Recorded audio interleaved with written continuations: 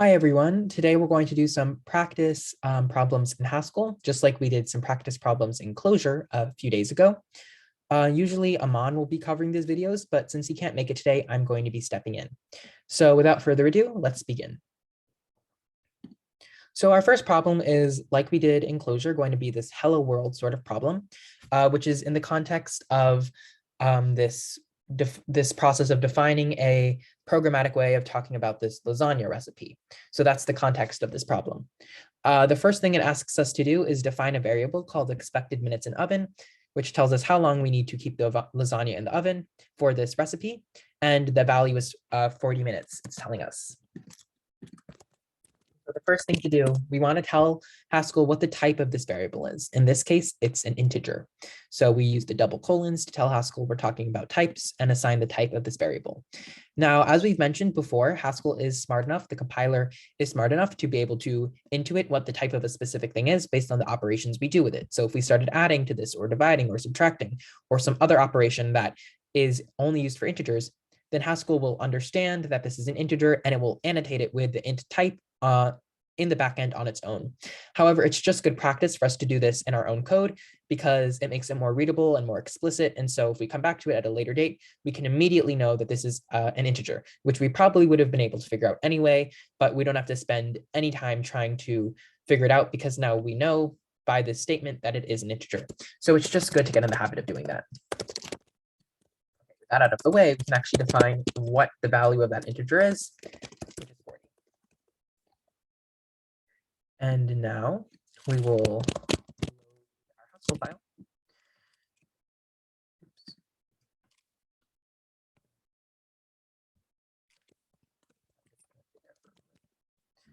Okay, and we will call this variable and see that it does return 40.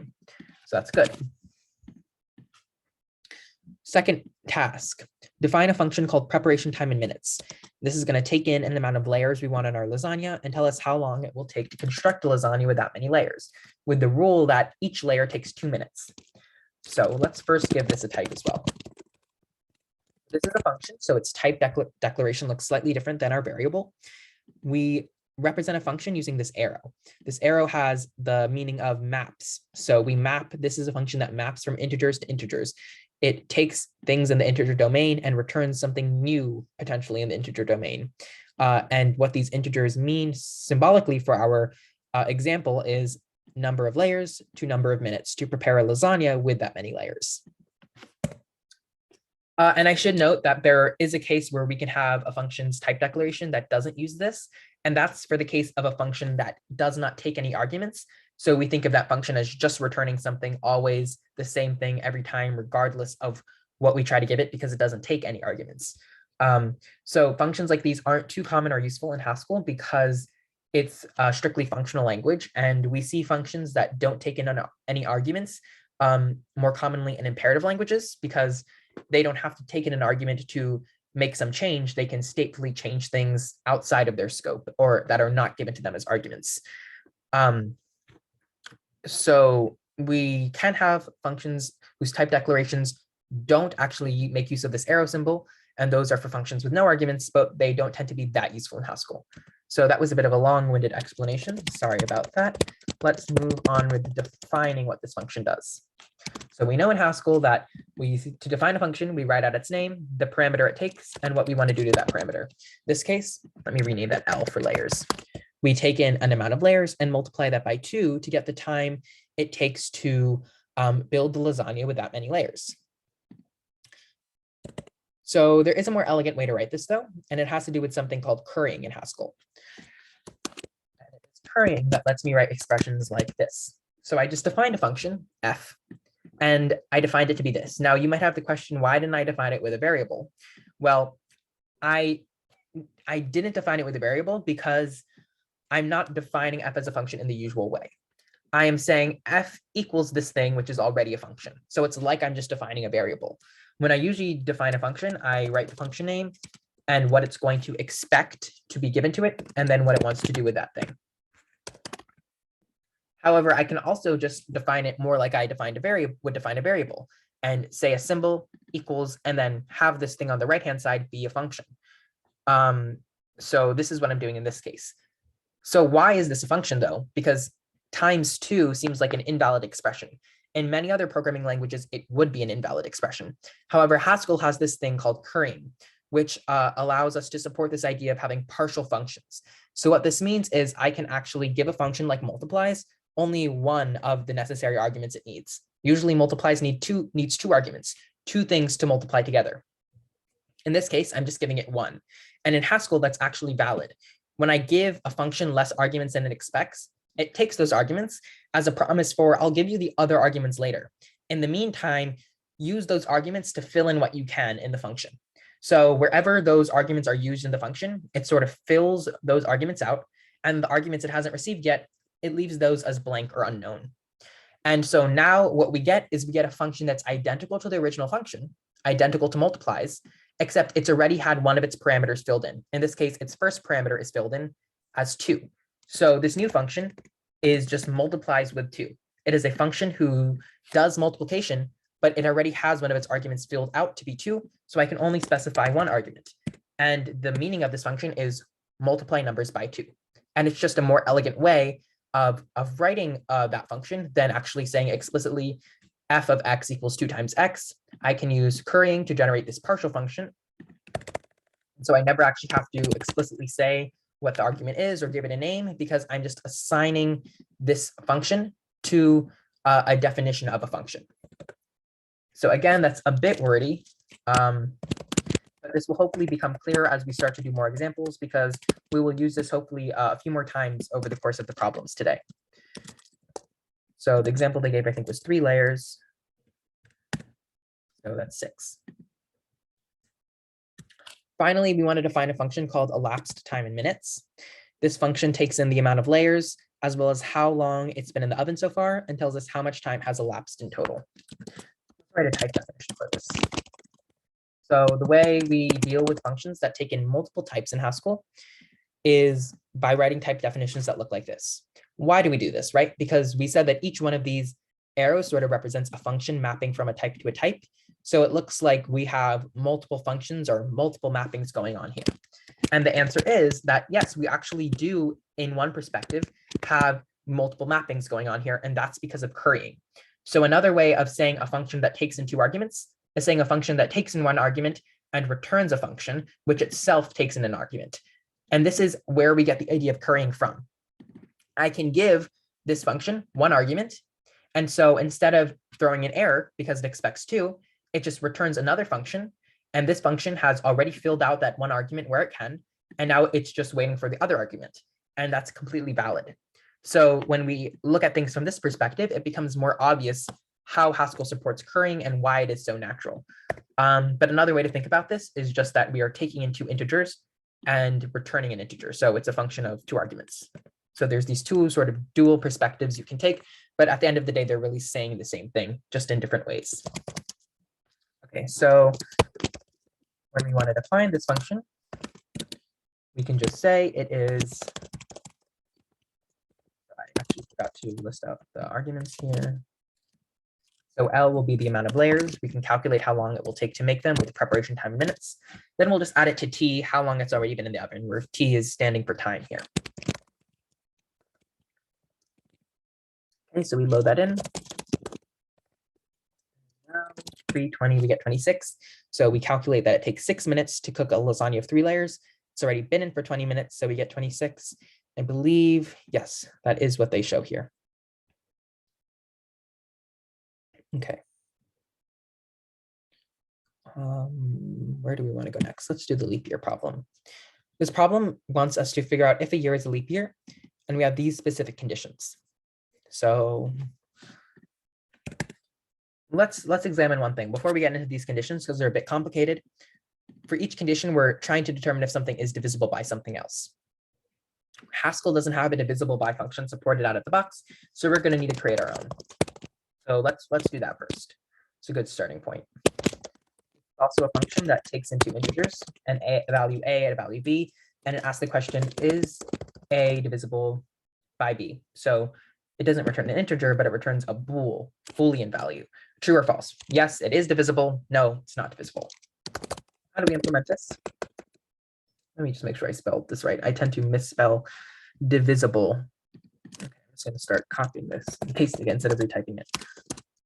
Well, Haskell has this other handy function called rem. So we can look at the type of that. It essentially takes in, like our function, takes in an integer, takes in another integer and returns an integer. So not like our function, sorry, but what this is doing is it's taking in a and b and returning their remainder. So the remainder of 10 and 5 is 0 because 10 is divisible by 5. So what it means for something to be divisible by something else is it has a remainder of 0 when we divide one by the other. And we tend to use rem in infix.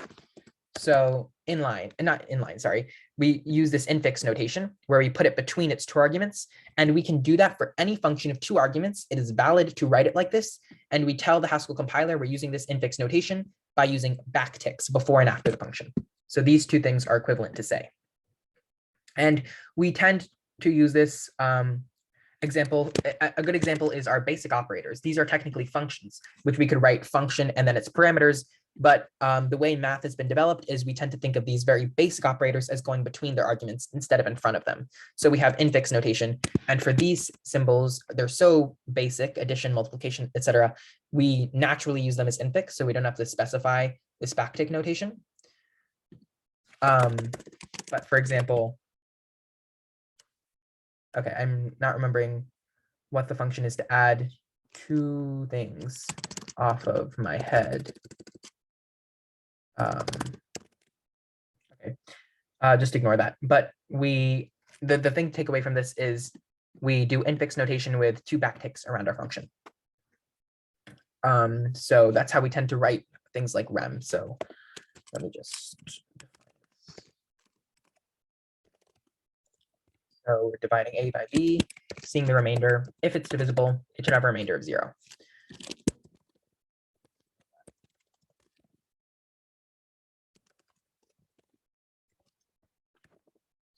Divisible by 5.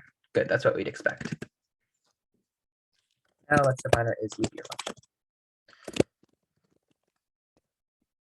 So this is just going to take an integer or a year and tell us if it's a leap year or not, yes or no, true or false. So Boolean is its output value. So I'm going to write this in two ways. The first way is going to be a bit of the less idiomatic, more ugly way. And then we'll use a tool that we haven't seen that much yet. Or actually, I don't think we've seen it all yet. And we'll show how this tool will allow us to simplify our code, make our function more idiomatic. Okay. So is leap year is a function that takes in a year. And now let's see, how can we transform this list of conditions into a bunch of if statements? So it's actually a bad idea to go in this list the order it's listed. Why is that? Because if we try to test if something's divisible by 4, we don't immediately know if it's leap year or not. Then we have to do another condition. And we would like to write our if statements in a way such as we test the conditions first, which tell us immediately, is this a leap year or not? So this one, no, it doesn't. Does this one? Well, no, it doesn't either, because if a year is divisible by 100, we don't necessarily know if it's a leap year or not, because it may not be, but if it is divisible by 400, then it is. So we don't know without this other piece of information. Luckily, we do know that if a year is divisible by 400, it has to be a leap year. And how do we know that? Well, if that year is divisible by 400, it's also divisible by 4. And even if it's divisible by 100, if it's divisible by 400, that piece of information doesn't matter because it's still a leap year. So this condition, we immediately know if it's a leap year or not, if it is divisible by 100. So we want to test that first.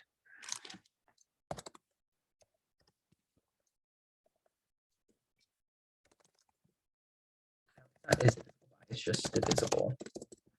Again, I did say I was going to copy and paste this.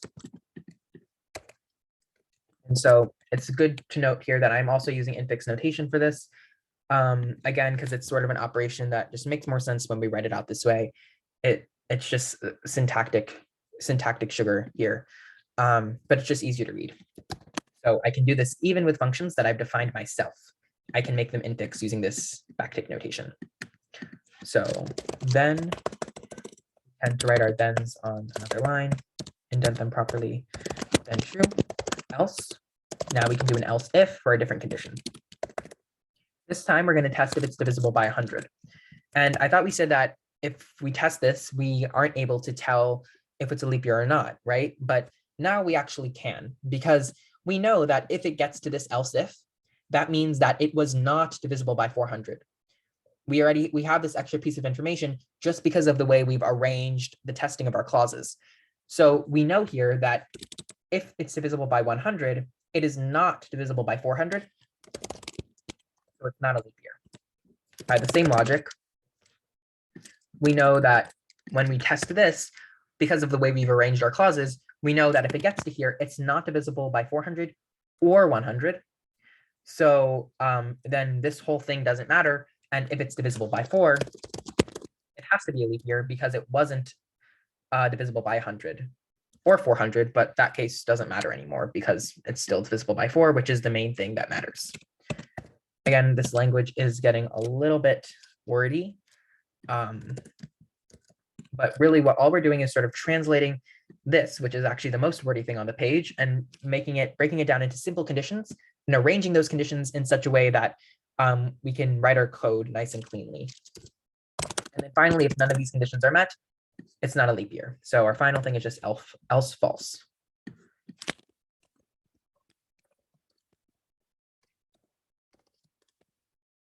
Okay, we were able to load that in successfully. Okay, let's test it out on a leap year.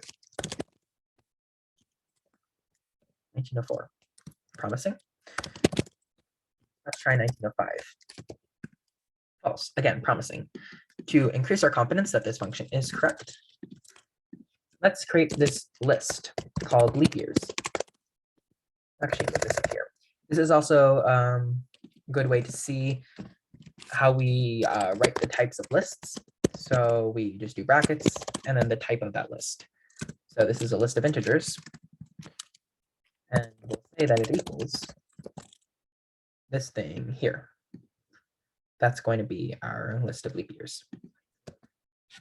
So now what we can do, higher order map function, map is leap year across this, which just means apply is leap year to every element in this list. We should get a list of all trues because those are all leap years. And it looks like I believe with these rules, no two consecutive years can be a leap year. So what we can do, we can create this new variable x, which adds 1 to all of these leap years. So 1905, 1909, etc. Now when we map is leap year across them, we should expect all falses. Right, because no two consecutive years can be a leap year. So we're pretty confident now that this function is working. It is still a bit ugly though, like we have these bunch of if conditional statements all over the place. You may remember in our notes, we mentioned that in Haskell, it's more idiomatic to prefer pattern matching to conditionals. So is there a way we can write this with pattern matching? The answer is yes. Let's define is leap year 2. It's going to have the same type definition, but the implementation is going to be different. Use this functionality called guards. I think the best way for me to show you this is just write it out.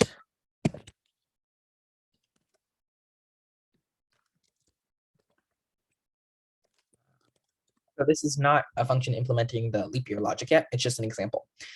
So what are some things to notice? Well, we're not actually using an equal sign anymore. It's just syntactically, we've shifted some things around. This is still a way to define a function, but without the usual way we've been defining it. So we don't say equal something. Instead, we say the function lists out its arguments, and we do this, we write a conditional. And so this is essentially the same thing as before, except instead of writing if, then, else if, then, else if, then, else, instead of repeating all of that language, we can just use these like the single pipe to denote the beginning of a new condition we're trying to match against. So we can do, and we'll see how this simplifies our code.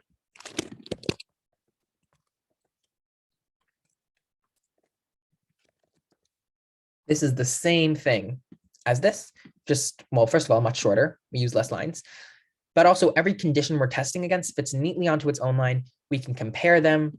It's just a lot cleaner and nicer and more elegant. So this is a solution that is but definitely more functional. We're doing this sort of pattern matching operation. In this case, we're pattern matching, I guess, against these conditions. And so we can make this even nicer, actually. One of the slight downfalls of the solution right now is we have to go back up and say, what is divisible by? In this case, what is divisible by? Sorry. In this case, we've given it a pretty good name. So we should probably be able to tell without having to check its definition. Still, we'd like the definition to be handy. So we can define that function.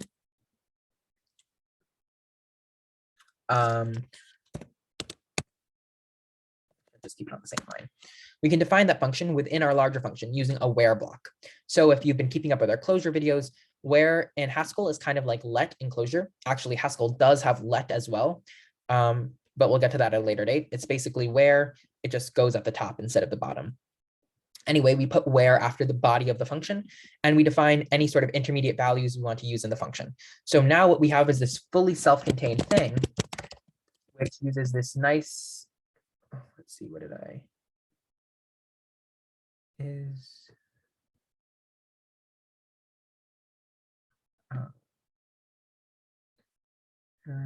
I exactly incorrect.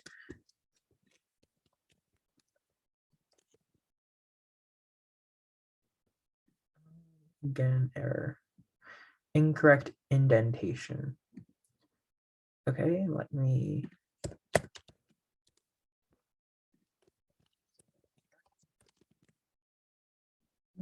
Okay, I must have just maybe spaced instead of tabbed. Anyway, what we have now is this very concise function. It's self-contained. It's much, much nicer. And let's try it out. Okay, let's give this a minute. Okay, so it works. We still get trues for all of these values. Yeah, so it works. It's the same thing, but it's just written in a better way. And this is the type of code we want to learn how to write in Haskell, because it makes better use of its functional features, and it's also just a lot more beautiful to deal with and to look at, honestly. Okay, so we've solved this problem. We're going to try and do one more problem that makes use of the recent stuff we were learning about types and type classes. That's this problem. It is called space age. What it does is it gives us the seconds, how many Earth seconds old someone is, and we want to find how many seconds old they would be on a different planet. So let's use as an example Mercury. Mercury's orbital period is this many Earth years. So let's do some simple dimensional analysis and convert this to Earth seconds. So we know that there are, gives us a specific value, I think here, right? 365.25, or actually it gives us this right here, I believe, right? One orbital period in Earth years is this many seconds.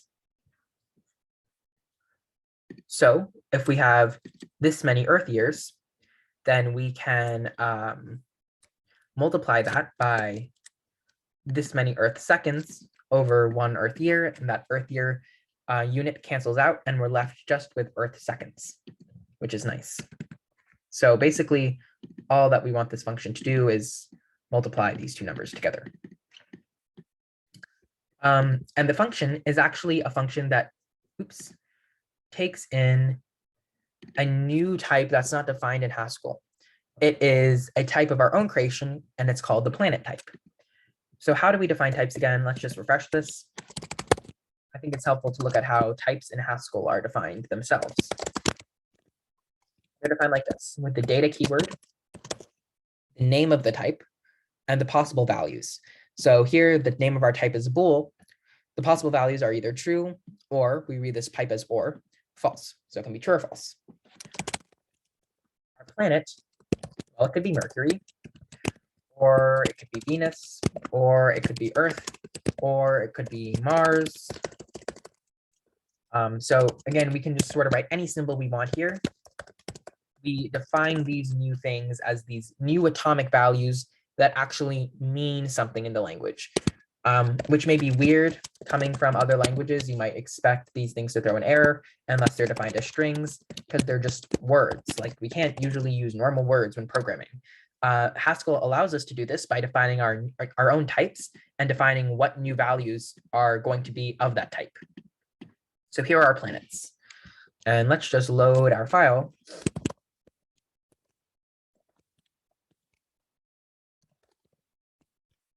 So you see that this is a valid thing to say in Haskell, and also that it is valid to write functions of those types. Okay, actually I can't do this in here without writing the definition. But it is also valid to write functions that accept values of this type, which is what we see here. That's the function we're actually going to implement, age on. Okay, so let's think about how we implement this function. We just showed that it's basically just its implementation is basically just multiplying this orbital period by the amount of seconds old the person is. And so how are we going to implement this? Well, we need a way to sort of extract what the orbital period is, what this multiplication factor is for each planet. And so we've gone over one form of pattern matching so far, which looks like this.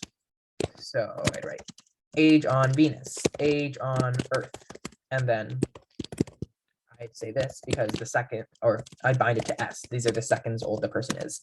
And then I'd say age on Venus equals the specific orbital period of Venus, not times seconds, sorry, times the specific orbital period on Venus times Earth seconds, and then the person's amount of seconds divided by that. And so this would work, but we'd have to keep writing age on, age on, age on for each possible value. And this is not that elegant. We're doing a lot of unnecessary repetition. So the better way to write this is using what in Haskell we call this sort of case statement. Well, basically what I do is I match all the I take a variable and then I say if the variable's value equals this, return this. So in this case, I would return the value we had copied for Mercury. Well, 0, like that. And then I would go back and get a value for Venus. This, and so I'd write out the values for each of those things. And just so this isn't super tedious, I have these copied off to the side. So we don't have to see me write them all out. Okay, now what? Well, actually, this is helpful, but it's not that helpful in the context of our overall solution because it's not what we want. We don't want what the orbital periods for these things are. We want to do an operation on the orbital periods. This is an intermediate value. And so just like we saw earlier, we can specify these intermediate values with where. Before we do that, though, let's actually say what the overall expression should be. So it will be seconds divided by, oops, it's going to throw an error. This number, where is it? This number times the orbital period, which I'll call orb period. And so we can define orb period equals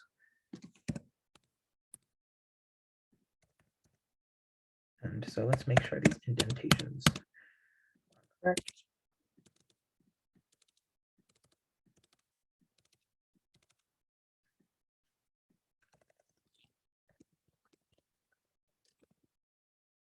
Okay, so we saw that this is loaded. This is a bit hard to test ourselves, so let's actually use the testing interface in Exercism to verify that this is right, if I can find it. I think this might be button. Okay.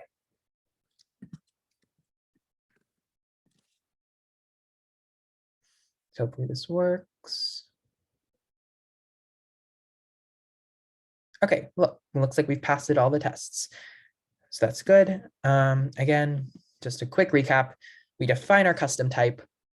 We define a function that does what is actually a very simple operation. The complex part is that one of the variables needed for that operation is an intermediate value we have to extract. And we can do that using pattern matching against our custom type, and then package it all in a where block so that we have this value accessible to us in our overall expression. So yeah, those are all the problems we're going to run through for today. I hope you guys learned some new things. For example, guards we haven't gone over so far, or where, or pattern matching with case. Also, we've only touched very little on defining our own types. So hopefully this was a helpful review of those.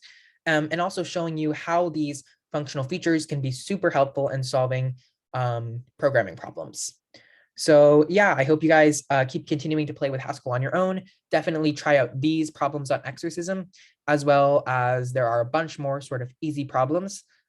Some of them are actually kind of hard with what we know now, but I would definitely encourage you to give them a try and look up things that might help you with these problems. If there's something we haven't learned yet, go ahead in the book or look these things up, and just keep practicing with Haskell and trying to expand your knowledge.